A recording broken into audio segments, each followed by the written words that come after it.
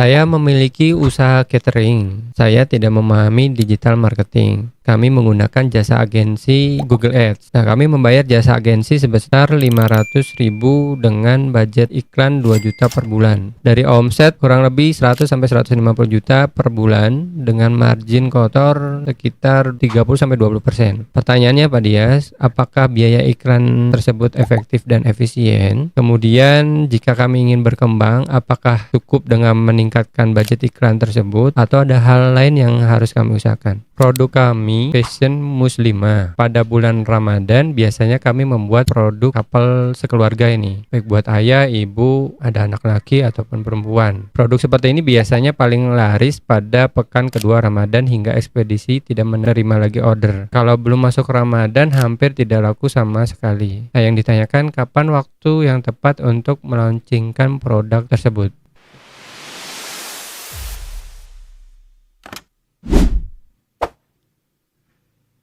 Assalamualaikum warahmatullahi wabarakatuh. Alhamdulillahi binitatimu sholihat. Segala puji senantiasa kita panjatkan kepada Allah Subhanahu wa taala atas semua kenikmatan dan kemudahan yang sudah diberikan. Salawat serta salam kita panjatkan selalu ke Nabi Muhammad sallallahu alaihi wasallam beserta seluruh keluarga, para sahabat, tabi'in, tabi'ut tabi'in, dan seluruh kaum muslimin, muslimat yang mengikuti sunnah beliau hingga akhir kiamat kelak.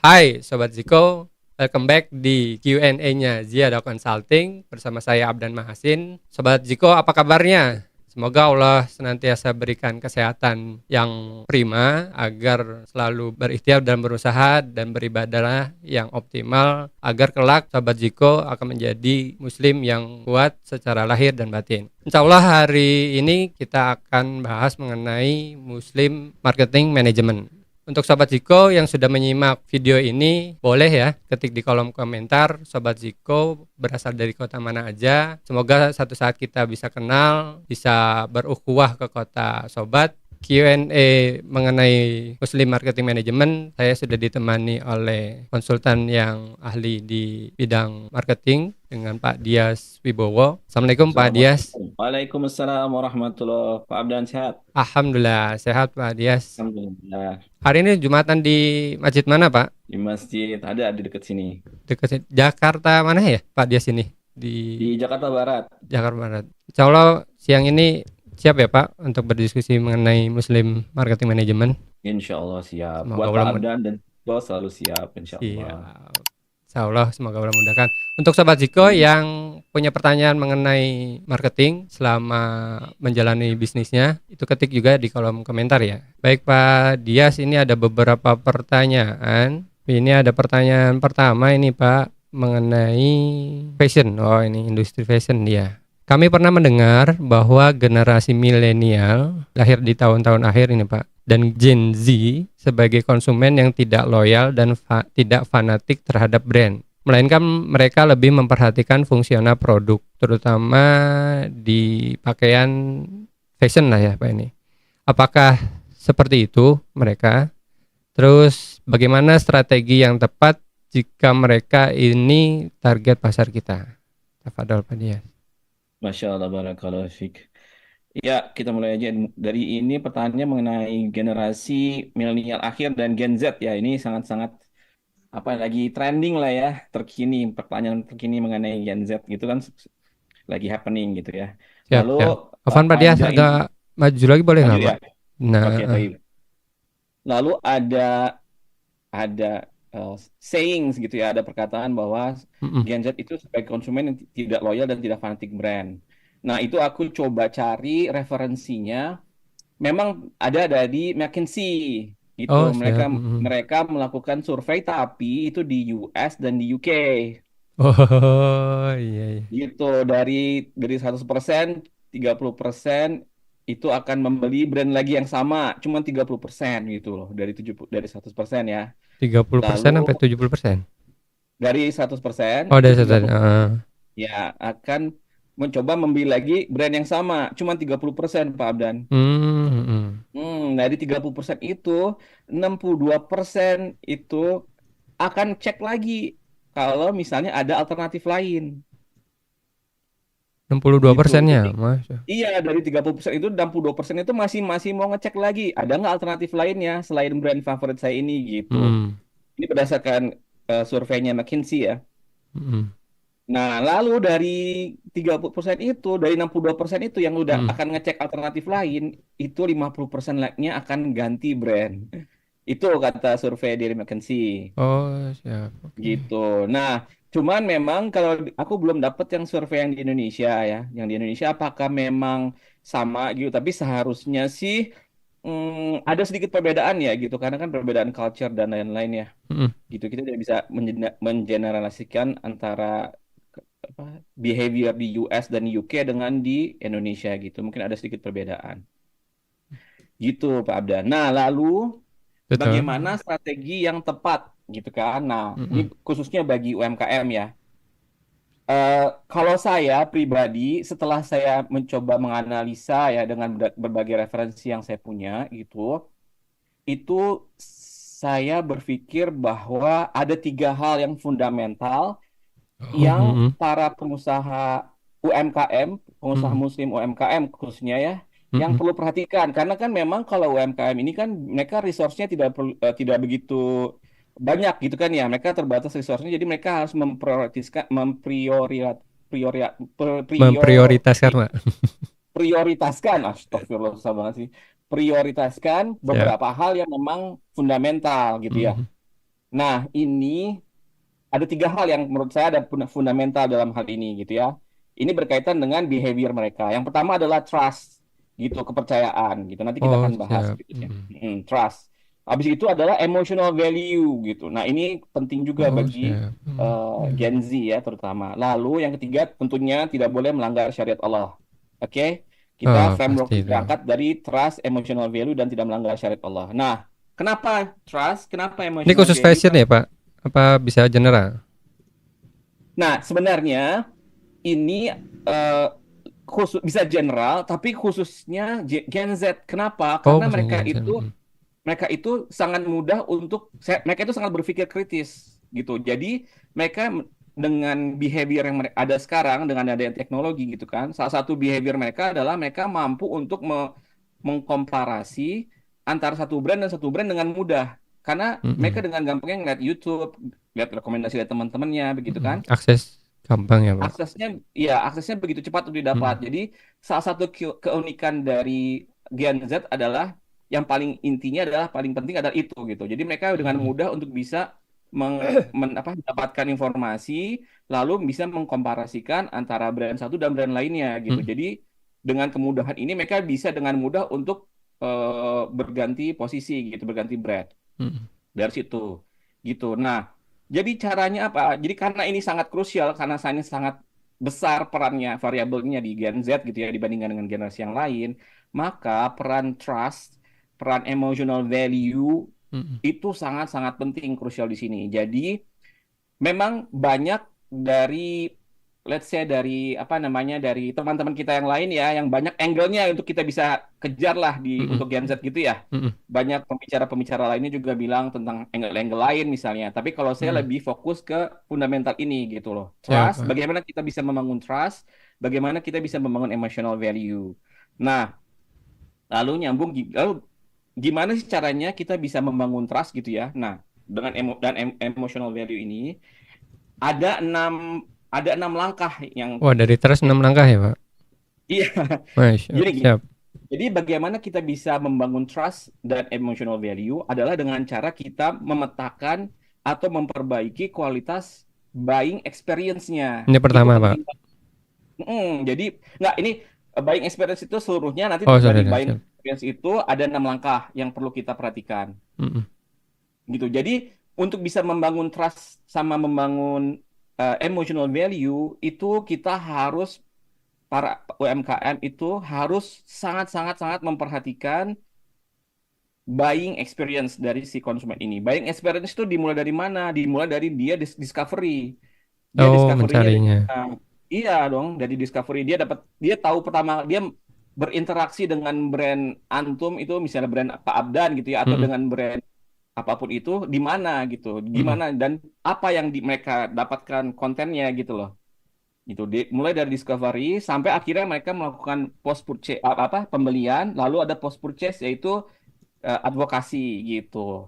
Nah, Mm-mm. di setiap langkah itu kita harus jaga kualitasnya gitu, Pak Abdan. Siap. Nah, makanya strateginya adalah kita harus punya langkah-langkah, ada 6 langkah ini yang untuk bisa menjaga apa namanya framework yang untuk bisa menjaga kualitas buying experience gitu. Gitu. Oke, nah yang pertama adalah kita harus tahu ini frameworknya ya. Nanti mungkin kalau para ada pengusaha Muslim yang pengen dibantu juga oleh Ziko, bagaimana cara kita bisa membantu untuk memperbaiki kualitas buying experience di brand mereka. Mm-mm. Nah, kita bisa menggunakan framework ini, 6 langkah ini, gitu Pak Siap Abdan. kita, Pak. Secara detailnya nanti mungkin kita bisa next time gitu ya, secara detail Betul. atau dengan pendampingan atau dengan konsultasi gitu ya. Kita bisa go through secara detail. Tapi secara garis besarnya aja dalam langkah yang pertama adalah kita harus paham keinginan, ini paham secara mendalam ya, keinginan, kebutuhan, eh, perilaku dan masalah-masalah si Gen Z gitu. Jadi kita harus tahu nih Gen Z, kita harus mendalami, kita harus jadi seperti Gen Z juga nih gitu. Dibayangin Problem itu mereka ya, itu Pak. apa sih? Pak Abram jadi harus jadi masuk ke sepatu mereka gitu loh, Mm-mm, memahami mm-mm. ini Gen Z tuh gimana sih apa namanya bangun tidur nih. Biasanya mereka lakukan apa sih? Abis itu setelah bangun tidur, abis itu mereka mandi, pergi ke sekolah. Kalau Gen Z itu kan the student sama young workers ya. Betul. Jadi pelajar Tahap baru pekerja yang masih kerja. awal-awal Oh, first, first jobber kita bilang gitu ya. betul. Nah, gitu. Jadi apa behavior apa yang mereka lakukan gitu ketika weekdays, ketika bangun tidur, berangkat sekolah atau berangkat kerja, pulang kerja, habis itu tidur, itu kita harus perhatikan baik-baik gitu. Apa yang behavior apa yang mereka lakukan dan problem-problem apa yang muncul yang berkaitan dengan brand kita gitu. Itu yang pertama. Habis itu setelah kita paham, lalu kita petakan dan identifikasi gitu proses perjalanannya mulai dari awal nih dari awal melihat brand tadi discovery sehingga Mm-mm. akhirnya menggunakan dan akhirnya mereka merekomendasikan atau enggak gitu. Nah, kita harus go through satu-satu nih gitu. Lalu yang ketiga, setelah dipetakan ya, step by step dipetakan, lalu kita buat masing-masing improvementnya atau objektifnya di masing-masing step itu. Mulai dari misalnya gaya komunikasinya, apa ya, goalsnya apa nih yang misal di discovery, build trust misalnya. Oke, berarti kalau kita Mm-mm. build trust, berarti kontennya harus begini, copywritingnya harus begini, kayak gitu. Mm-mm. Lalu setelah gitu itu nomor 3 ya, setelah dipetakan, sorry itu nomor 2 setelah metakan dan identifikasi lalu kita buat goalsnya nomor 3 lalu nomor 4 yaitu kita harus secara periodik ngecek gitu Pak Abdan, cek Ya. secara periodik misalnya 3 bulan sekali kita cek benar apa Mm-mm. namanya bagaimana prosesnya gitu. Apakah konsumen itu memang Dievaluasi uh, gitu ya, Pak. betul dievaluasi gitu apakah langkah-langkah yang kita lakukan itu sudah apa namanya ada peningkatan atau enggak gitu intinya. Lalu setelah dicek periodically, dicek masih ada gap atau enggak gitu kan ya. Apa hal yang mesti diimprove. Lalu yang kelima adalah kita buat analisa gitu kan. Lalu kita buat dari analisa itu kita buat inisiatif-inisiatif strategis gitu. Bagaimana kita bisa improve gap dan mana yang harus kita prioritaskan terlebih dahulu gitu Mm-mm. dari setiap step yang ada. Karena kita kan mungkin budgetnya terbatas ya, kita nggak akan mungkin bisa langsung apa namanya memperbaiki semuanya karena kan human resource juga terbatas gitu ya. Mm-mm. Gitu. Jadi Mm-mm. kita pilih salah satu yang paling krusial dulu nih, yang paling berimpact kepada eh, persepsi kita gitu, pengalaman pelanggannya di situ. Nah, setelah setelah kita setelah kita Analisa membuat strategi inisiatif gitu ya. di Setelah inisiatif, dianalisa kan tadi dibuat nih inisiatifnya apa strateginya. aja, Mm-mm. strateginya. Lalu baru kita implement. Setelah implement tapi nggak hanya implement nih, ada yang kurang juga di implement. Habis itu jangan lupa kita pelajari gitu. Setelah diimplement, oh apa yang hasilnya apa nih? Mm-mm. Dan habis itu hasilnya lalu diperbaiki. Nah, ini adalah continuous improvement di terakhir ini gitu.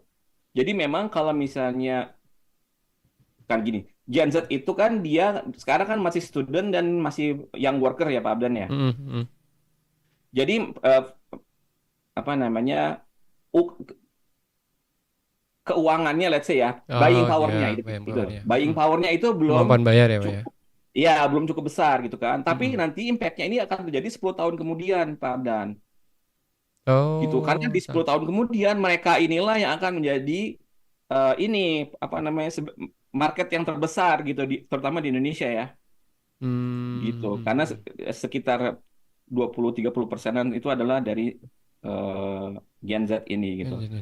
Nah, ini jadi memang ini adalah long term project yang di step by step kita harus perbaiki dari awal. Startnya memang harus dari sekarang gitu. Mm-mm.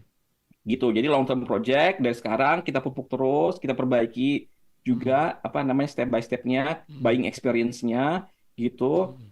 Nah, sehingga akhirnya dia beli. Nah, termasuk adalah produknya nih, kualitas produknya. Nanti setelah dia beli misalnya, ternyata produknya mengecewakan gitu. Berarti kan itu Mm-mm. bikin apa negatif buying experience kan.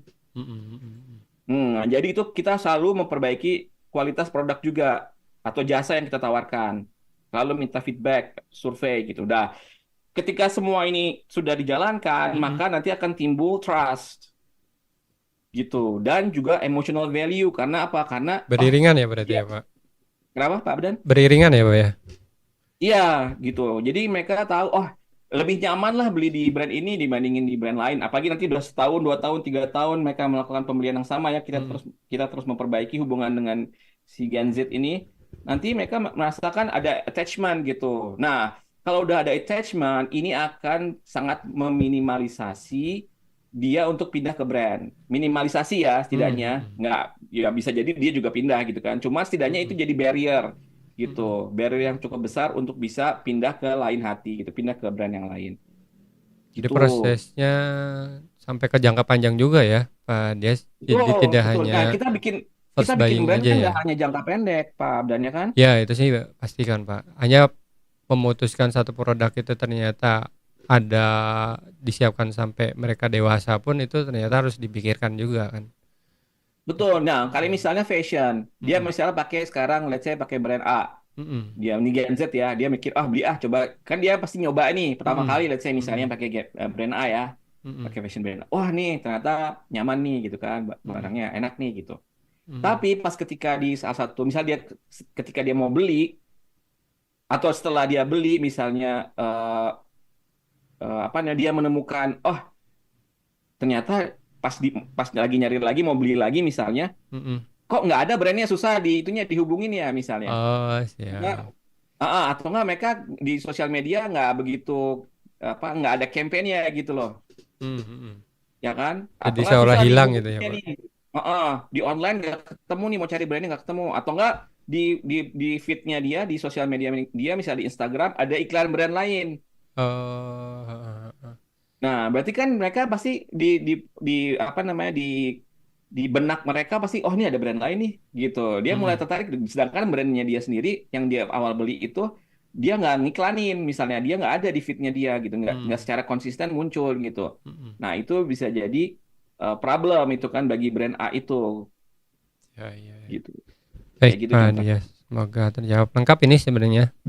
Termasuk yang Lengkap ya. tidak boleh melanggar syariat ini spill seperti apa ini Pak? Kalau di brand fashion kan kalau muslimah pasti kan ya. Wah, ini kalau apa namanya ini paling penting ini fundamental ini tidak Kalau melanggar fashion. syariat ini. Ada macam-macam, ada tidak Macam-macam. boleh apa namanya tabaruj untuk wanita, aurat. Yang paling pasti auratnya tidak boleh kelihatan. Kalau yang fashion udah apa? Udah bisa dibayangkan kan ya Pak ya. Mm-mm, gitu. Jadi ini memang nah yang paling penting yang harus kita pelajari adalah ini dulu nih sebagai pengusaha muslim apakah Mm-mm. kegiatan marketing kita atau kegiatan bisnis kita itu sudah sesuai dengan syariat atau belum ya? Nah, itu pertanyaan itu yang mesti Oh. dijawab. Jadi tidak hanya Pertama, produk ya Pak. betul, betul gitu. Nah, Mm-mm. alhamdulillah di Ziko kan sudah eh, paham lah ya. Kita sudah paham sama-sama udah paham. Kita banyak belajar juga dari ustadz-ustadz kita mengenai hal apa saja yang boleh dan hal-hal apa saja yang tidak boleh gitu. Jadi alhamdulillah kalau value-nya sama ini cocok gitu. Bisa jadi langgeng dan tidak melanggar syariah dan nggak ada dosa jariah itu intinya. Tidak Siap. menghalangi perjalanan kita menuju surganya Allah. Itu paling penting. Itu the eternal refugee itu. Pakat Jangan itu Pak. sampai Kalau di gagal. Ziko alhamdulillah Pak. Kita kalau ada kendala terkait syariat dari klien, andai kata bertanya yang memang kami belum bisa menjelaskan secara detail, pasti kami minta nasihat dari Ustadz yang mengerti syariat, Pak. Itu pasti itu Betul, risiko. betul, betul. Itu penting. Itu sangat, sangat, sangat, sangat penting. Di awal Ya, kita harus sepakat dulu bahwa apapun yang kegiatan yang kita lakukan, termasuk marketing atau pemasaran, itu jangan sampai menghalangi jalan kita menuju surganya Allah. Itu intinya. amin, amin. Semoga Allah mudahkan, Pak. Alhamdulillah ini lengkap Tapi ini, ada Pak. lagi sedikit, sedikit Pak dan beberapa hal Mangga, lagi mangga, yang mangga. mungkin bisa diperhatikan juga. Yang pertama adalah yang berikutnya adalah always on engagement sama gamification. Karena Gen Z itu dia suka game ya, Pak Abdan. Oh iya, iya. Sangat terpapar sama games gitu kan. Mm, Jadi mm, mm. setiap brand tuh harus punya engagementnya yang berhubungan dengan gamification, yaitu apa ya, bikin ada game-gamenya gitu loh. Tentunya yang tidak melanggar syariat ya game-gamenya ini gitu. Lalu, Oh, mm, mm. nah berikut ini yang selalu dilupakan atau terlupakan ya di para pengusaha muslim, yakni royalty program. Ini yang jarang ada gitu. Sebegitu penting ya, Pak, berarti ya, Pak, royalti ini. Iya, iya, karena kalau misalnya mereka ini gampang untuk apa berpindah brand, maka Mm. loyalty program ini sangat sangat sangat penting gitu. Itu bisa jadi barrier yang sangat besar untuk mereka untuk bisa berpindah brand gitu. Jadi harus punya loyalty program ini juga gitu. Baik, baik.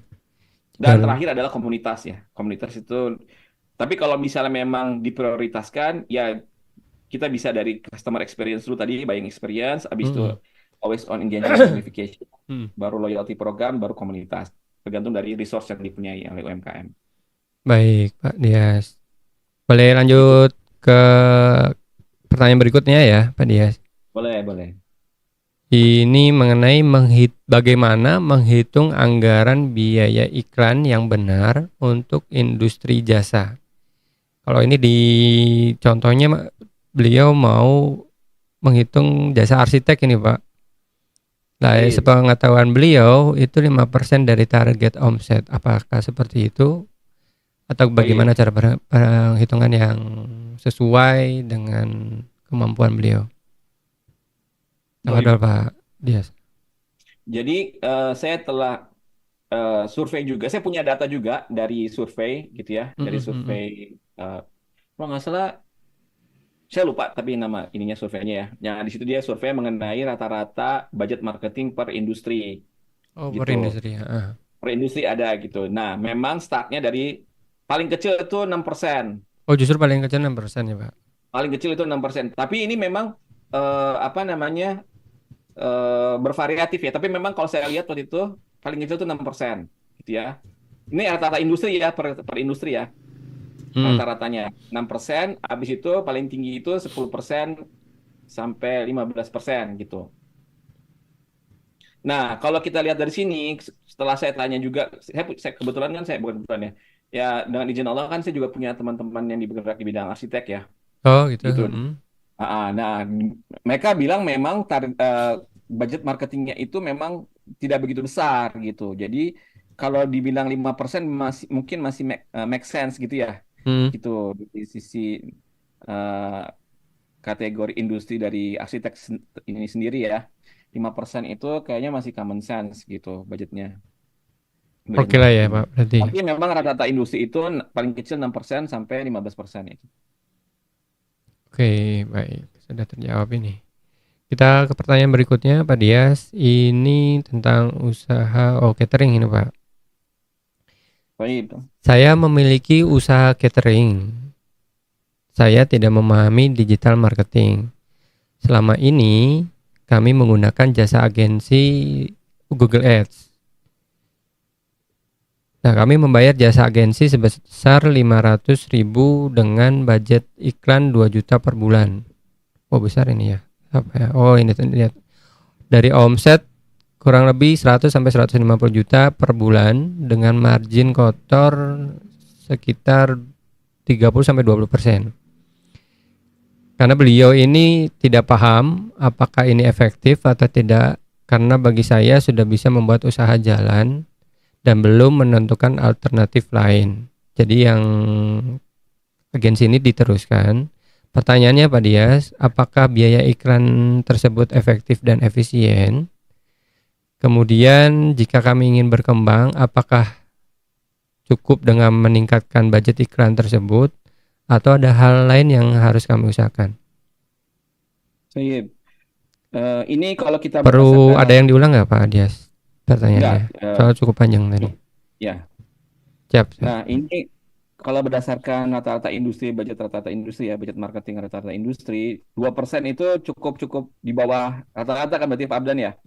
Ini terhitungnya 2% ya Pak, berarti. Iya, misalnya 100 juta kan berarti kalau 2 juta kan berarti 2%-an ya. Mm-mm. Berarti 2% berarti kan itu di bawah rata-rata ya. Berarti kalau di bawah rata-rata dia bisa menghasilkan omset sebanyak 100 juta berarti itu efektif dan efisien ya kan? Mm-mm. Mm-mm. Sangat efisien karena di bawah kalau kita mengacunya pada rata-rata industri gitu kan. Mm-mm. Gitu. Oke, kalau pertanyaan itu adalah jawabannya adalah itu tadi kalau ya efektif atau enggak. Kalau kita lihat acuannya adalah rata-rata industri, maka dengan 2% itu adalah cukup efektif dan efisien.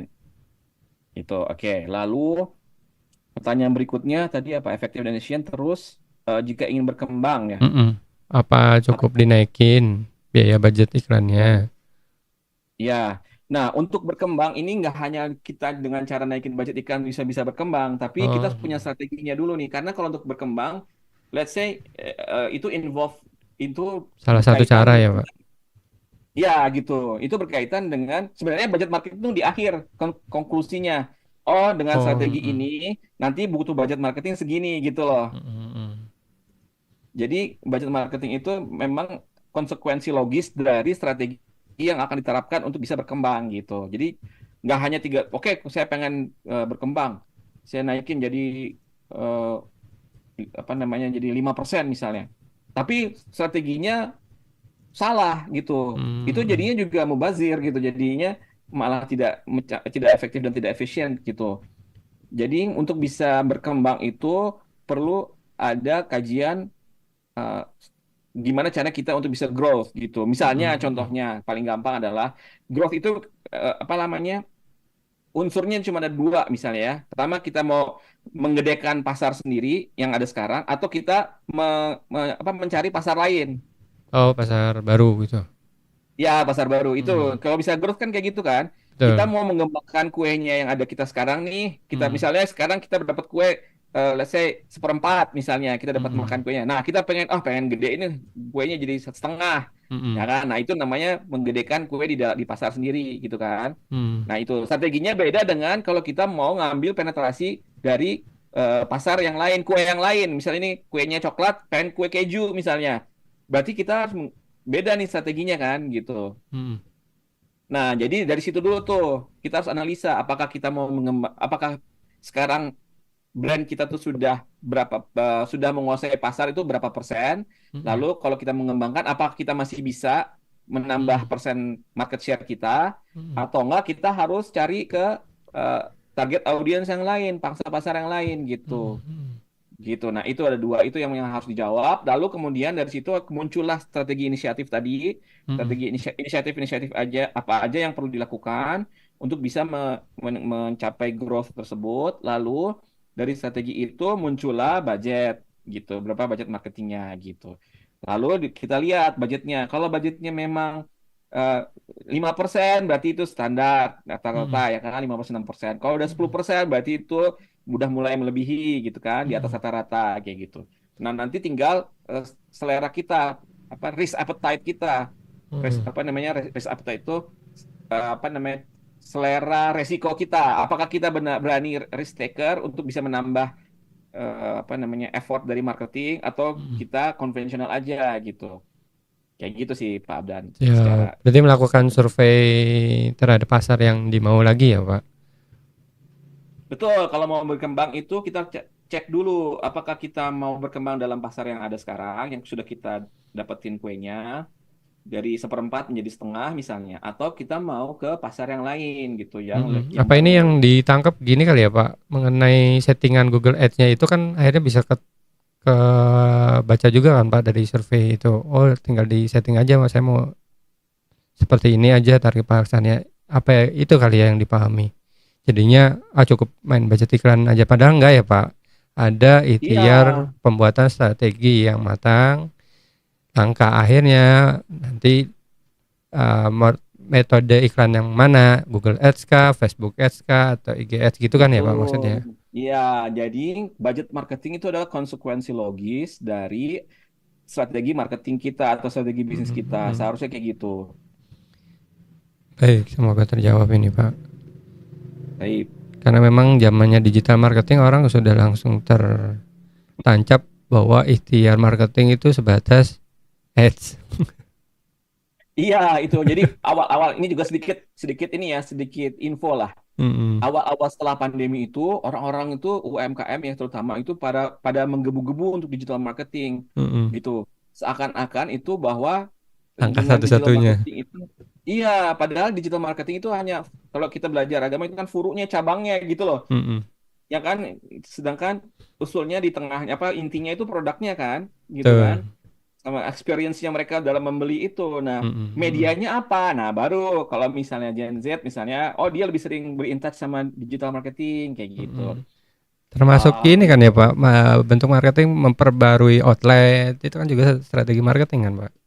betul. Nah Nah, itu yang apalagi saya terkadang. juga baca ada eh, survei ya, survei bilang Mm-mm. bahwa untuk generasi Gen Z ya, kita nyambung lagi ke Gen Z itu, Mm-mm. mereka itu ada sebagian yang melakukan discovery produknya itu di offline, di toko offline. Jadi dia datang ke toko. Oh langsung discovery, bener gak nih sama tampilan IG gitu ya. Nah, dicoba belinya di online Heeh.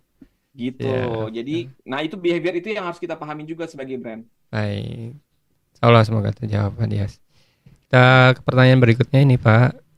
Saat ini banyak sekali media untuk pemasaran, baik melalui e-commerce, sosial media, search engine, dan lainnya. Jika kita ingin melakukan pemasaran di semua channel, apakah harus memiliki staff yang menghandle masing-masing channel tersebut? Jadi masing-masing satu ini kayaknya Pak.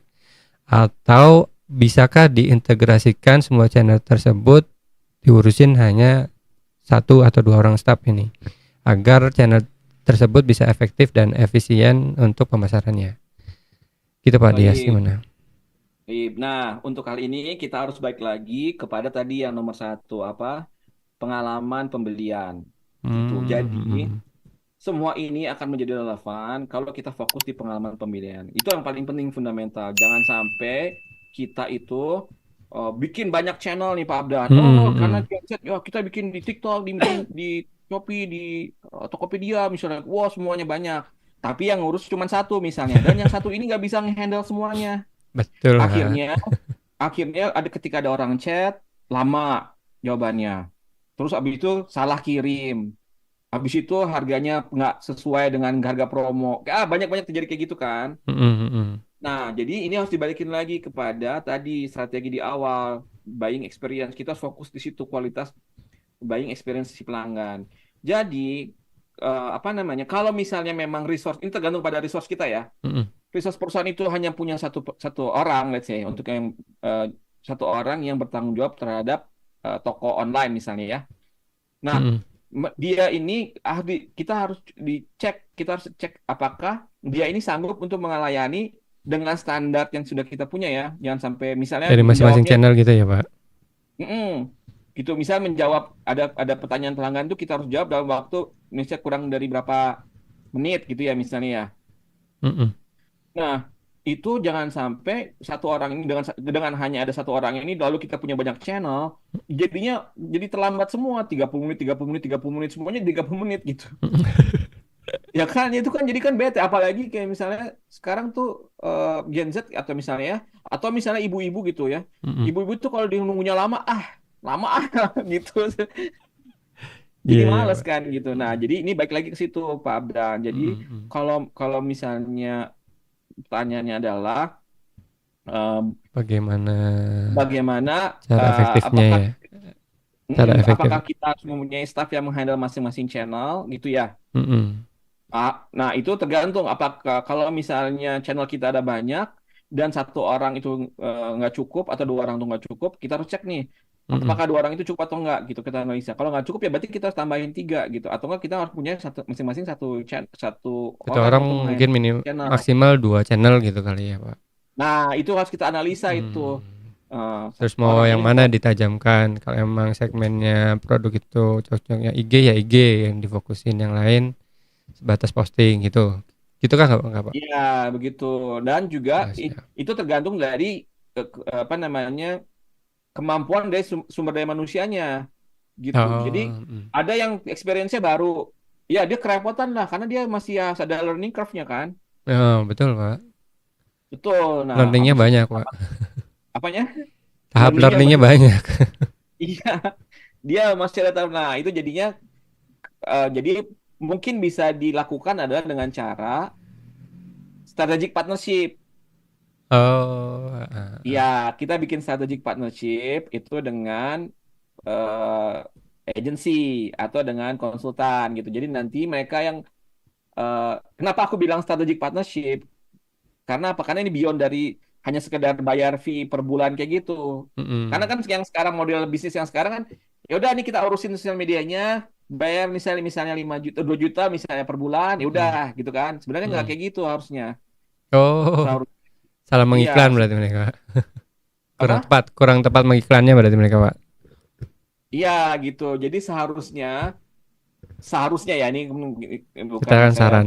mewajibkan ya ini seharusnya gitu menurut saya seharusnya kita antara UMKM terutama ya UMKM kan budgetnya nggak banyak Mm-mm, UMKM dan para agensi atau konsultan ini dia punya strategic partnership mm-mm, yang win-win solution gitu mm-mm. gitu Baik. nah, nah itu Ziko juga bisa melakukan hal itu gitu saya juga pernah melakukan apa membuat strategic partnership kan gitu Mm-mm, dengan agensi. Nah, mm-mm, kalau misalnya ada para UMKM yang memerlukan bantuan untuk bisa dibuatkan strategic partnership-nya, nanti mm-mm. Ziko juga bisa melakukan hal itu juga gitu. Siap. Semoga terjawab Insya ini. Allah. Insya Allah semoga Allah mudahkan. Pertanyaan berikutnya, kami memiliki produk fashion yang ingin kami distribusikan secara eksklusif melalui reseller. Kami tidak langsung menjual kepada konsumen. Tetapi di lapangan, penjualan reseller lambat sehingga kami terpaksa harus menjual langsung ke konsumen. Bagaimana untuk solusi tersebut? Apakah benar atau harus diubah lagi atau gimana ini Pak dia? Baik. Nah, ini saya punya juga pengalaman nih. Kita juga punya pengalaman di sini. Mm-mm, Jadi, eh, yang saya bisa rekomendasikan adalah kalau misal memang sudah terlanjur kayak begini, berarti ada perjanjian nggak di awal dengan resellernya misalnya? Itu yang harus kita cek dulu karena apa em, umat muslim itu terikat dengan apa yang dipersyaratkannya kan, mm-mm, diperjanjikannya di awal. Jadi kita cek dulu ini kita dijanjikan nggak, disyaratkan nggak bahwa nanti mm-mm, kalau misalnya reseller membeli dari kita, kita nggak akan jual ke tempat lain. mm. Gitu. Atau nggak kita akan jual sendiri. Kalau misal disyaratkan, berarti harus dikumpulkan lagi resellernya, Diubah ya bikin Pak reseller, peraturannya. ya reseller gathering, di invite gitu sambil makan-makan. Jangan pakai WhatsApp doang ya. Ya kan, masa pakai WhatsApp doang di blast gitu. Jangan. Jadi di invite gitu sambil makan lah, apa ngopi kayak gitu ya. Mm-mm, Kan reseller juga kan bantuin brand kita udah lama gitu misalnya ya. mm-mm, Nah, sambil makan tuh ngobrol, discuss, wah gimana nih gitu kita kalau ya cerita aja lah curhat gitu ya mm-mm, dengan reseller gitu kan karena kan harusnya reseller dengan brand tuh akrab. Lalu cerita, nah lalu bikin perjanjian ulang. Oke, kita nggak bisa kayaknya kalau misalnya ini nggak bisa growth nih kalau cuma ngandelin reseller kayaknya kita harus jual sendiri. Nah, mm-mm, itu kita jadi kita bikin lagi perjanjian ulang. Kalau misalnya memang dipersyaratkan di awal. Kalau tidak dipersyaratkan di awal bahwa terserah nih, kita mm-mm. terserah bisa jual atau enggak, maka lebih baik memang kita izin dulu kepada mereka, lalu kita baru jualan di online. Nah, saya selalu merekomendasikan bagi para brand yang punya reseller itu sebaiknya, kalau menurut saya ya berdasarkan pengalaman dan pengalaman saya menghandle atau kita menghandle dari eh, reseller-reseller ini, brand-brand yang fashion ini, Mm. itu sebisa mungkin portfolio reseller itu dibatasi gitu. Setidaknya 50-50 lah gitu, atau Mm-mm. enggak 60-40 gitu. Baik, semoga Nah, jadi terjawab ini ini Pak. rekomendasi saya kepada para brand yang punya reseller gitu ya, Mm-mm, mm. gitu. Karena kan dari awalnya mereka memang minta kepanjangan tangan kan, Pak. Jadi harus diubah lagi ya karena memang tidak efektif. Itu salah satu Iya, strategi marketing juga kan, Pak. Memang harus terus di-upgrade ya, Pak. betul. Di Ini kan level. kalau reseller kan termasuk sebagai pembeli kan. Mm-mm. Nah, dilihat dari pengalaman pembelian dia nih, kalau misalnya memang dia apa namanya terasa lambat, kenapa tuh harus dipecahkan dulu kan? Mm-mm. Gitu. Tapi memang rekomendasi di awal memang jangan terlalu rely, jangan 80% itu dipegang sama reseller gitu. Mm-mm. Karena portfolio revenue ya, reseller Ya, revenue Pak. kita 100 juta, 80 juta di apa namanya disumbangkan dari oleh reseller. 20 juta itu dari sendiri misalnya. Itu jangan sampai kayak gitu karena nanti kalau misalnya resellernya itu punya brand lain ya kan, karena reseller kan pasti dia kan akan menghidupi Lebih dirinya sendiri dari kan ya. satu biasanya sih, Pak, memang. Gitu. Jadi eh, mereka akan cari brand lain. Nanti kita kalau mereka berkurang langsung dampaknya 80% gitu, langsung 80% ke revenue kita. Jadi sebaiknya eh, diubah komposisi portfolionya menjadi 60-40 di awal, habis itu nanti 50-50. Baik, semoga terjawab. Kita ke pertanyaan berikutnya nih, Pak Dias. Oh, ada baru lagi nih, Pak. Ya, unit usaha baru nih. Usaha kami salon muslimah. Kami telah membentuk komunitas dari pelanggan salon kami dengan mengadakan berbagai kegiatan dan interaksi. Komunitas ini cukup loyal dan engagementnya tinggi. Namun sayangnya belum bisa menghasilkan penjualan yang sesuai target. Kalau dari database, ini ada 10.000, Pak. Hanya menghasilkan omset 20-30 juta per bulan. Bagaimana cara memaksimalkan potensi dari komunitas ini agar bisa memaksimalkan penjualan?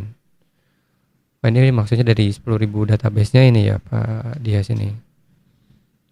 Ya, Tafadhol. sip. Dari Ada dari yang 10.000 database, berarti dia menghasilkan 20-30 juta per selama ini bulan. Nah, dirasa masih belum oke ini, Pak. Kan masih belum oke. Dia kalau pengennya lebih ya. loyal tapi engagement tinggi, tapi ternyata dari omset belum sesuai keinginan ini, Pak. Baik.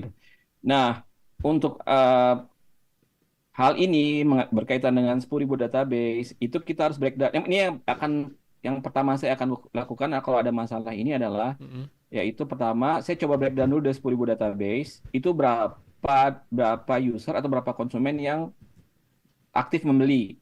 Oh gitu, aktif Jadi dari pembeli. gampangnya gini, dari 20 sampai 30 juta per bulan itu dihasilkan oleh berapa orang? Oh, jadi nggak bisa dipukul rata 10.000 gitu ya, Pak? Harus di Nggak breakdown bisa. lagi. Jadi Mm-mm. dari 10.000 itu kita breakdown satu-satu. Kita bagi per kelompok. Biasanya 80-20 sih. 80% itu menghasilkan sedikit dibandingkan 20% yang banyak gitu. Mm-mm. Biasanya ya kalau berdasarkan pengalaman saya gitu. Jadi Mm-mm. cuman 20%-an dari orang yang memberi dari 10.000 ini ya yang menghasilkan omset tersebut gitu. 20-30 juta. Kalau berdasarkan pengalaman saya. Tapi memang perlu di breakdown. Jadi yang pertama akan saya lakukan Pak Abdan adalah Mm-mm. melakukan breakdown. Dari 10.000 itu kita breakdown. Mm-mm. Ada berapa orang kan nih? A, B, C, D, E, alamat email, nomor telepon gitu kan. Biasanya database kayak gitu tuh. Mm-mm. Nama, alamat email, nomor telepon ya kan. Mm-mm. Habis itu cari mana yang membeli nih. Yang membeli ini nih. Oke, ketemu. Mm-mm. Oke, yang habis itu yang membeli ini jumlahnya pembeliannya berapa? Bucket size-nya Mm-mm. berapa?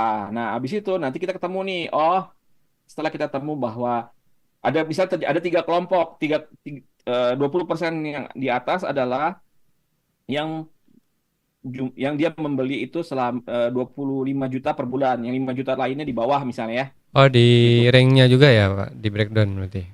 Iya, Rank di pembelian. ringnya. Jadi mana yang high quality gitu loh. Kita Hmm. cek mana yang high quality. Nah, high quality itu berarti nanti kenapa dibedain? Karena nanti strategi pemasarannya berbeda masing-masing. Kalau yang high quality dia kan udah sering beli ya Pak Abdan. Mm-mm.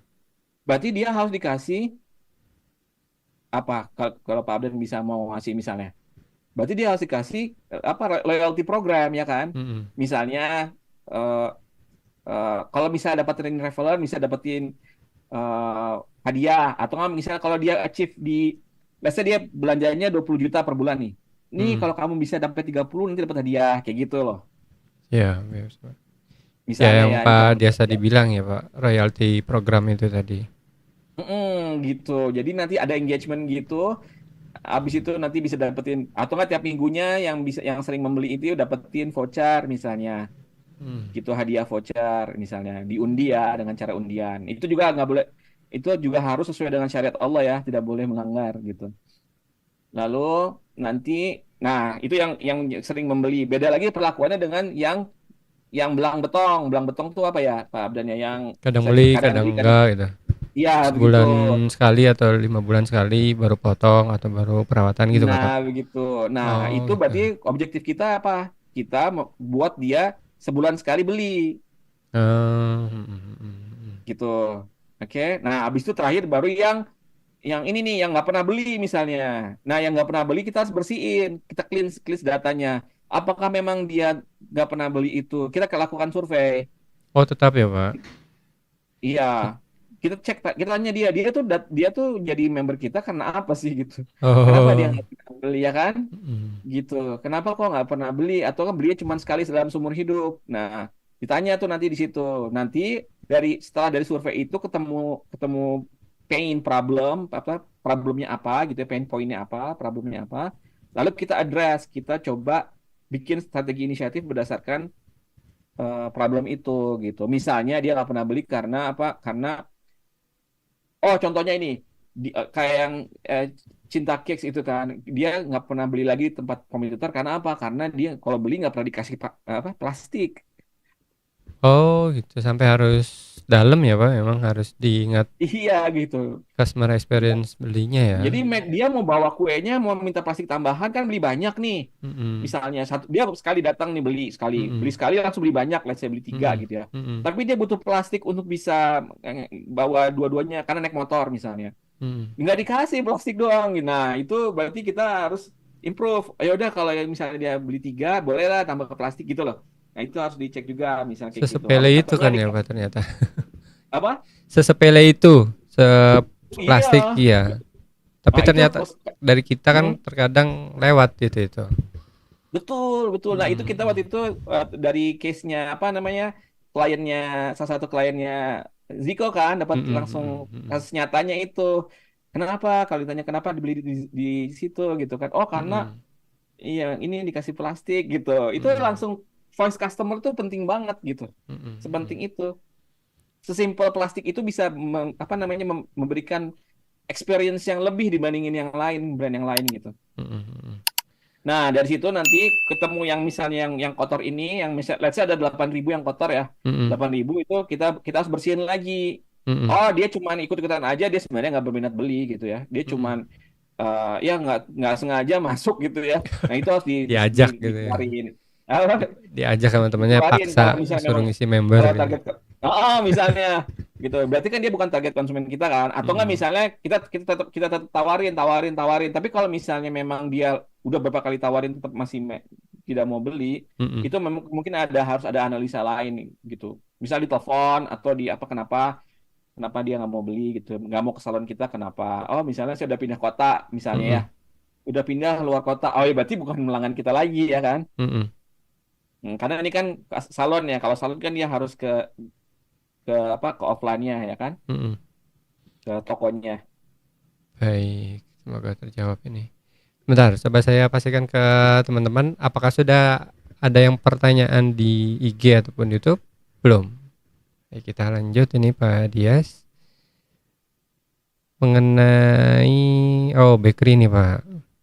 Saya memiliki usaha bakery yang mana pada tahun lalu penjualan meningkat sekitar 150% pada bulan Ramadan. Padahal biaya iklan kami tidak berbeda dari bulan yang lain.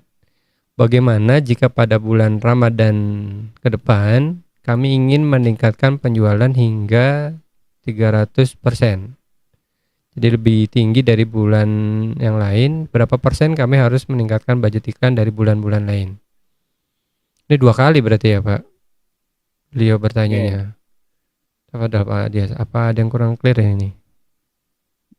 Jadi tahun tahun lalu penjualannya tuh meningkat pada bulan Ramadan ya, bakery. Heeh. 150 150%. Pada bulan Ramadan sekitar. doang ya, biasanya gitu Mm-mm, kan. mm-mm. Spike-nya 150%. Hype-nya gitu ya Pak. In bakery ini Pak usahanya memang. Ya, biaya iklannya itu tidak berbeda dari bulan lain. Jadi sama biaya iklannya. Hmm. Alhamdulillah. Ya. Jadi pas bulan Ramadan, let's say misalnya sebelum bulan Ramadan itu biaya iklannya let's say 10 juta. Sedangkan Hmm. pas bulan Ramadan biaya iklan juga cuma 10 juta tapi eh,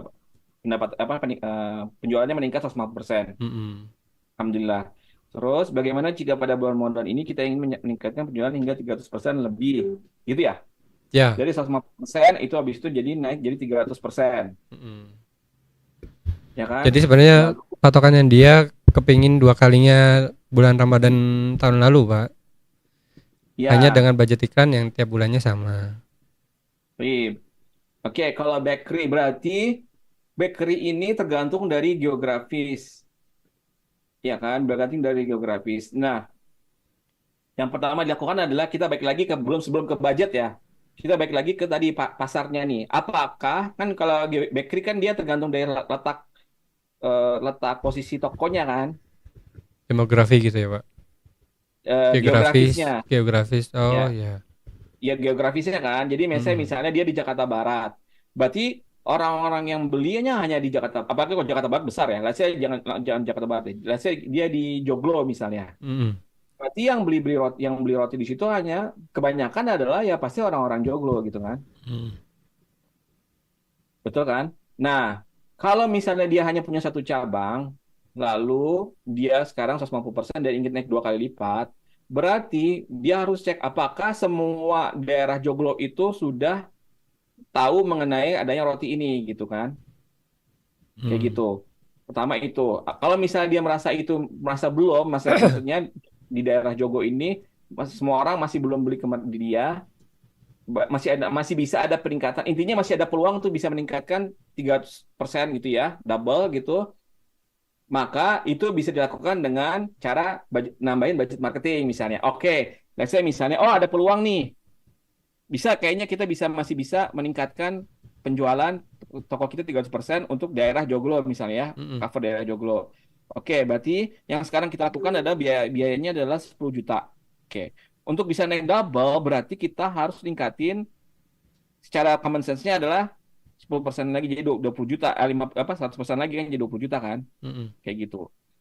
Nah, secara common sense-nya kayak gitu. Nah, tapi memang target audiensnya ke siapa nanti gitu. Target audiensnya apakah melebar dari misalnya contohnya yang sebelumnya ada ibu-ibu misalnya. Oh, karena sekarang kita Ramadan, kita kasih juga nih misalnya apa namanya young workers nih untuk kasih ke teman-temannya, bikin campaign kayak gitu. Mm-mm. Jadi intinya adalah untuk bisa menjawab gimana cara kenaikan untuk bisa meningkatkan penjualan hingga 300% itu, apakah harus meningkatkan budget iklan dari bulan-bulan lainnya? Tentunya memang budget iklannya harus naik karena apa? Karena aktivitasnya marketingnya harus berbeda gitu kan Mm-mm. dibandingin sebelumnya. Nah, biasanya dengan marketing activity yang berbeda itu ada timbul kenaikan dari budget gitu. Karena bukan hampir ya, tapi kemungkinan kecil kalau kita menggunakan cara yang sama itu Mm-mm. akan menaikkan jumlah yang lebih besar gitu. Itu kemungkinan kecil. Oh, jadi cara yang tahun lalu dilakukan belum tentu menghasilkan yang sama, ya Pak. Sama Belum pun tentu belum bisa tentu ya. meningkatkan. Ya, Ya, belum sama tentu pun bisa belum meningkatkan. tentu, apalagi meningkatkan kan, Pak. Betul, karena Hmm. kemungkinan kecil lah. Jadi biasanya kita kalau ingin mendapatkan hasil yang lebih, kita harus punya effort yang lebih gitu. Itu udah Hmm. kayak sunatullah lah gitu ya. Kecuali memang Allah takdirkan untuk tidak seperti contohnya Ramadan nih. Musim Mm-mm. Ramadan memang Allah takdirkan di Indonesia terutama ya, itu Mm-mm. orang konsumsi banyak gitu. Jadi Euforianya ya, Pak, udah meskipun terbangun. apa? Euforianya sudah terbangun untuk Betul daya gitu, beli Allah udah tinggi gitu. takdirkan itu kan. Jadi Mm-mm. memang misalnya ada sebagian pengusaha yang memang budgetnya eh, tidak bertambah banyak gitu ya budget Mm-mm. marketingnya, tapi penjualannya meningkat signifikan itu bisa terjadi gitu, karena memang Allah udah takdirkan seperti itu. Tapi secara sunatullah, memang kalau misalnya effortnya pengen double, itu berarti effort dari sisi marketingnya juga harus berbeda gitu, harus bisa berbeda dibandingin yang sebelumnya, harus naik, harus lebih lah gitu ya. Mm-mm. Nah, dengan lebihnya marketing activity itu menimbulkan adanya budget marketing yang nambah gitu. Jadi itu Mm-mm. konsekuensi logisnya di situ Pak Abdan. Cukup Ya, jelas? jelas insya Allah. Baik. Baik, kita ke pertanyaan berikutnya ya Pak.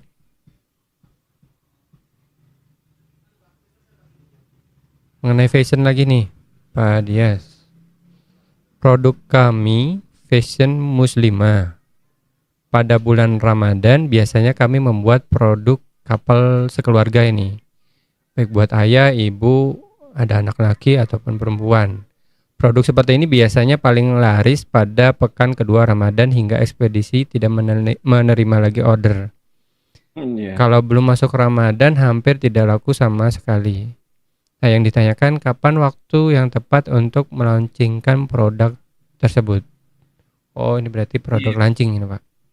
Ya.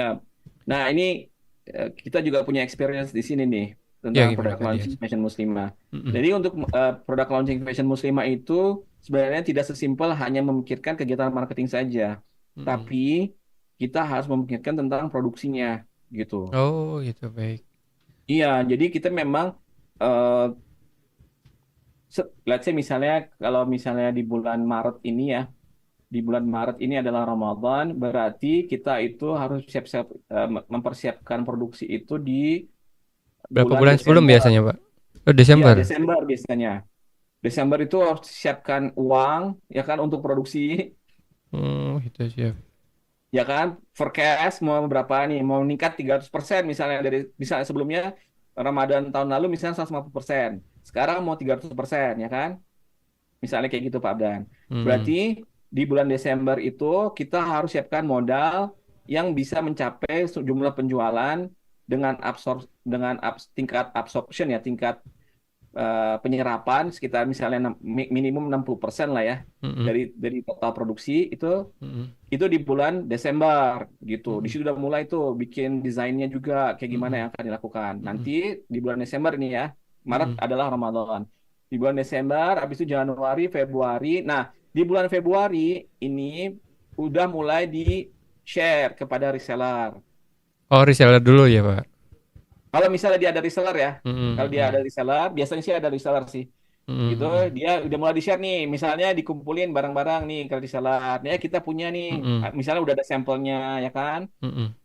nah kayak gini nih kayak produknya kayak gini habis itu nanti ada programnya kayak gini jadi di bulan Februari itu udah mulai dibuat semua apa dikumpulin di seller gitu gathering lah ya let's say Mm-mm. habis itu nanti eh, launchingnya itu di Februari akhir gitu seperti itulah kira-kira ya Berarti dua gitu pekan sebelum ya, Pak? ya gitu 2 pekan sebelum paling lambat sebelum seminggu sebelum lah itu gitu. udah tidak termasuk kendala ya, Pak, kalau sepekan sebelum Ramadan. Itu udah kendala, kendala. Karena Sebenarnya apa? kendala ya sepekan sebelum itu. Betul, betul. Tapi itu masih apa namanya? Yang idealnya bukan sepekan lah. Yang idealnya itu 2 minggu. 2 minggu juga Karena nggak mepet ya, Pak? 2 minggu itu tergantung dari tingkat distribusinya. Kalau misalnya Oh, biasanya UMKM ini dia distributionnya gini. Kenapa 2 minggu? Karena apa? Karena perlu waktu distribusi ke kalau dia punya toko-toko offline ya di oh, masing-masing. dilihat ini ya Biasanya jalur distribusinya yang dia punya ya iya, selain reseller ya, tadi ya. kayak betul. Kayak misalnya saya di Jakarta mau distribusi ke antum di Surabaya produksinya kan. Saya kirim Mm-mm. ke tokonya di Surabaya. Itu butuh waktu 2 minggu. Kira lah sekitar Hmm. gitu ya, supaya ready gitu. Nah, lalu, nah seminggu itu udah mepet. Berarti nanti ada partial pengirimannya kan. Seminggu itu udah mepet gitu, memang. Nah, jadi 2 minggu itu udah launching. Abis itu setelah launching, resell udah pada beli, resell udah pada beli. 2 minggu untuk distribusi ke masing-masing toko. Kalau misalnya ada distribusi, tapi kalau misalnya nggak ada distribusi, misalnya distribusinya cuma ke satu daerah doang, misalnya di area Jakarta doang Dia gitu kan, main itu mungkin localize itu ya. ya itu lebih Lebih gampang kan gampang seminggu ya. juga udah bisa gitu. Tapi Stok kalau misal dia terbatas harus ke itu, Pak. kalau misal dia harus ke Jawa Timur, ke Kalimantan, kayak gitu, Mm-mm. atau nggak dia harus ke Sumatera, punya toko di sana, berarti kan kita harus memikirkan distribusi itu. Jadi setelah launching Mm-mm. itu ada distribusi, Nah, setelah distribusi baru deh nanti kita bisa jualan, langsung jualan iklan langsung. Nah, iklan itu dibuat, iklan yang di itu ya di sosial media, di YouTube, di TV kayak gitu ya. Mm-mm. Iklan itu harus di launching ketika semua daerah sudah ada barangnya. Mm-mm. Kayak gitu Pak Abdan. Jadi kalau misalnya yang maksimum ya, yang apa namanya, yang idealnya adalah ketika semua barang yang buat Idul Fitri ini sudah ada di, atau buat Ramadan ini sudah ada di masing-masing area, sudah komplit, baru dibuat iklan campaign Ramadan gitu. Jadi launchingnya itu tadi 2 minggu sebelumnya kan, launching kepada reseller ya, Mm-mm. Mm-mm. launching kepada reseller itu 2 minggu sebelumnya, lalu habis itu distribusi ke masing-masing toko, ya Iya, kan. Pak. Setelah distribusi, baru ada launching di sosial media Baik. gitu. Jadi memang harus dipertimbangkan jalur distribusi yang bisa menjangkau produk itu launch ya, Pak. Jadi tidak Betul, kelabakan pada saat sudah launch. Karena kan tadi di yang pertanyaan juga mengenai distribusinya juga ini sih tadi, Pak. betul. Baik, semoga Dan terjawab ini. juga sebaiknya juga ada namanya tuh kayak apa, teaser. Teaser tuh apa ya? Eh, Spill awal gitu, Pak. ya Tapi jadi belum jadi ngasih kayak tahu bentuk produknya gitu ya. Coming gitu. soon gitu Tidak ya, Pak. coming soon atau enggak nanti misalnya kita udah kasih tahu produknya tapi memang belum diproduksi secara massal. Misalnya udah Oh, kasih tahu produknya prototype, begini, semacam prototype. prototype-nya gitu. Jadi Hmm. nanti itu bisa membuat kita bisa kayak tes, oh reseller tahu nih, oh bentuknya kayak gini bagus nih gitu. Jadi mereka udah dapat Hmm. bayangan lah. Itu namanya teaser. Itu perlu sih di zaman sekarang ya. Jadi rasa penasaran itu udah dibangun ya, Pak, dari mulai jauh-jauh Betul, hari. betul gitu. Baik, semoga terjawab ini produk launch ini. Mengenai fashion lagi, dari waktu satu pertanyaan ini kayaknya Pak Dias, Insya Allah ya. Siap. Kami memiliki produk fashion muslim pria. Oh tadi muslimah ya, karena yang pria ini Pak. Menjelang Ramadan, biasanya kami mengadakan gathering reseller, memberikan diskon khusus bagi mereka yang mengambil jumlah tertentu dan juga reward. Tapi hasilnya masih sering kurang sesuai target. Kebanyakan reseller masih ragu-ragu mengambil jumlah besar yang kami harapkan. Padahal sudah kami berikan diskon hingga 35%. Besar ya Pak. Dari harga jual dan tambahan cashback 5% lagi sebagai reward. Ini untuk tambahan 5% ini reward jika mengambil kedua kali sebelum dan selama bulan Ramadan. Apakah sebab bonusnya kurang menarik atau dari strateginya yang kurang tepat? Ada pertanyaan yang harus Oke, diulang nggak ini Pak? Jadi nggak tadi apa-apa. 35% dari harga jual udah dikasih. Terus Ya, dikasih lagi cashback 5% sebagai reward kalau ngambil kedua kali sebelum dan selama bulan Ramadan. Jadi stok awal habis gitu ya Pak.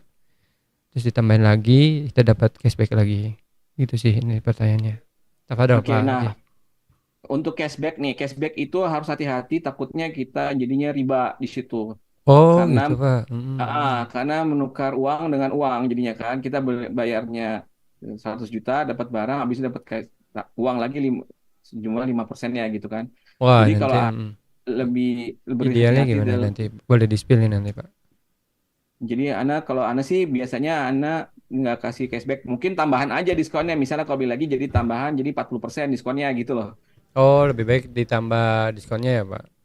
Ya, misalnya kan ke awal diskon 35%, 30% gede juga nih. Iya makanya. 30%. Habis itu nanti kalau dia beli lagi, tambah lagi diskonnya 5%, jadi 40% gitu kan. Hmm. Gitu. Karena kalau diskon kan langsung dipotong di awal. Kalau cashback kan langsung dibalikin lagi Hmm. sejumlah uang gitu kan. Ya. Gitu Pak Abdan. Dari Nah, Pak Dias, kita analisanya kenapa ini mereka kok masih belum sampai target ini? oke. Nah, jadi gini, salah satu hal yang mungkin terlupakan oleh para pengusaha muslim ya, terutama di bidang fashion ini adalah sebenarnya marketing campaign yang akan mereka lakukan itu adalah menjadi salah satu daya tarik bagi reseller untuk bisa meningkatkan level confidence lagi. Ini karena gini, karena pembelian reseller itu bergantung sangat sangat bergantung dengan confidence mereka ya kan. Hmm. bagaimana confidence mereka terhadap brand yang mereka akan beli gitu kan. Karena mereka yang dapat cuan juga kan gitu. Mereka yang Hmm. uangnya terputar karena mereka bicara tentang perputaran uang gitu kan. Hmm. Hmm. Semakin semakin cepat uang diputar, semakin mereka untung gitu. Hmm. Hmm. Nah, mereka ngeliat nih kalau dari sisi pengalaman mereka menjual brand tersebut, misalnya brand A. Hmm. Oh, kalau brand A ini biasanya itu di bulan Ramadan yang lalu mereka belinya cuman 50 juta misalnya. Hmm. Nah, terus sekarang brand A itu menawarkan 100 juta. Kan mereka langsung mikir, aduh gimana ya? Kemarin kan cuma 50 juta, nanti 50 juta lagi. Mereka jualnya gimana ya? Gitu kan Pak Abdan ya. Hmm. Hmm. Hmm. Nah, lalu caranya yang harus kita lakukan adalah yang terlupakan ya. Biasanya para pengusaha muslim itu bikin kayak reward gitu ya. Hmm. Bikin reward. Nah, itu juga salah satu yang harus ada tuh, tetap harus ada. Tapi yang sedang terlupakan adalah mengenai marketing campaign. Jadi, ini salah satu cara untuk bisa barang itu cepat terjual adalah dengan adanya marketing campaign, dengan adanya iklan, dengan adanya sales promotion kayak gitu kan, gitu. Nah, jadi ketika saat gathering reseller itu dijelaskan mengenai diskon-diskon khusus, reward, loyalty program, misalnya semuanya Hmm. udah dijelasin, Hmm. jangan lupa dijelasin juga mengenai marketing campaign nationwide-nya. Marketing campaign apa yang akan dilakukan oleh brand A? Hmm.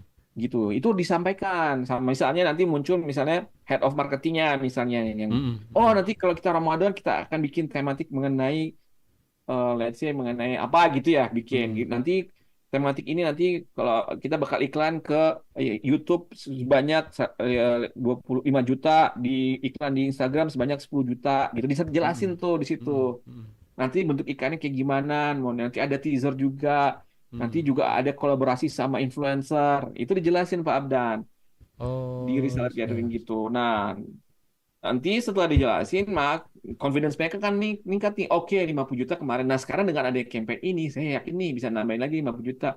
Setidaknya kalau nggak kejual, absorpsinya 80% lah, 80 juta misalnya gitu. Yaudah deh, berani deh gitu.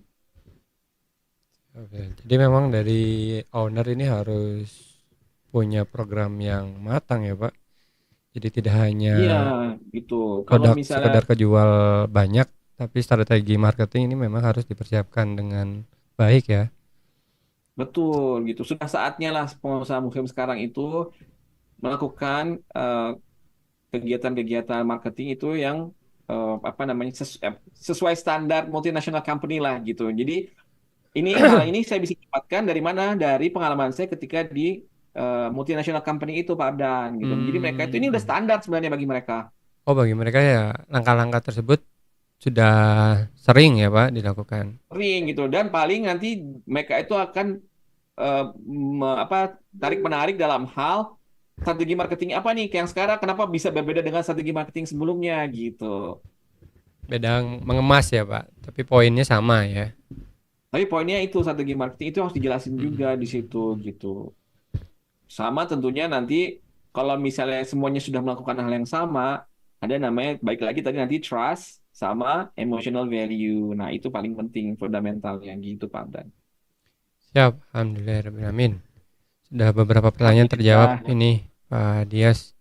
Semoga semoga bisa memberikan bermanfaat. gambaran atas kendala-kendala yang mereka alami ini. Terima kasih banyak Pak Dias untuk semua jawaban-jawabannya. Afwan, Ya, izin saya tutup acaranya ini ya, Pak Dias. siap, tafadhol. Alhamdulillah. Alhamdulillah Allah mudahkan live Q&A siang hari ini berjalan dengan lancar.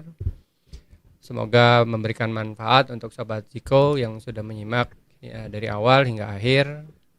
Kami saya mewakili semua tim yang bertugas. Mohon maaf jika pada saat berinteraksi ataupun menyampaikan ada ucapan ataupun gestur dari kami yang tidak berkenan, mohon dimaafkan.